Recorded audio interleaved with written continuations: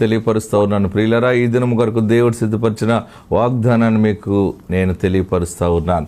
పరిశుద్ధాత్మ దేవుడు మీకే పరలోకము నుండి ఈ మాటను బయలుపరుస్తూ ఉన్నారు. యోబు గ్రంథం 8వ అధ్యాయము 7వ వచనం ద్వారా దేవుడు మీ కుటుంబాన్ని దర్శిస్తూ ఉన్నారు. జోబ్ చాప్టర్ 8:7 మనం చూస్తే, అప్పుడు నీ స్థితి మొదట కొద్దిగా ఉండినను తుదను నీవు మహాభివృద్ధి పొందెదవు. నీ స్థితి కొద్దిగా ఉన్నా కానీ మహాభివృద్ధి పొందుతావు. ఈ సంవత్సరం మహాభివృద్ధి పొందుతావు.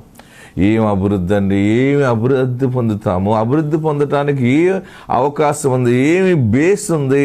పరిస్థితులన్నీ తారుమారుగా ఉన్నాయి అని అనుకుంటున్నావేమో. ఏ పరిస్థితి ఎట్లున్నా నీ పట్ల దేవుడు గొప్ప ఆత్మకార్యాన్ని జరిగిస్తూ ఉన్నాడు. ఆత్మకార్యము మనుషులు ఎవరు కూడా దానిని గమనించలేరు, దాన్ని గ్రహించలేరు. దాని గురించి ఆలోచన చేసిన కానీ మన మానవ జ్ఞానము సరిపోదు. ఎందుకంటే దేవుడు ఏది చేసినా, ఏ అభివృద్ధి అయినా, ఏ అద్భుతం చేసినా దానికి ముందు వెనక మనకు అసలు కనపడవది. ఆశ్చర్యకరంగా మనము ఆ కార్యాన్ని చూస్తాము.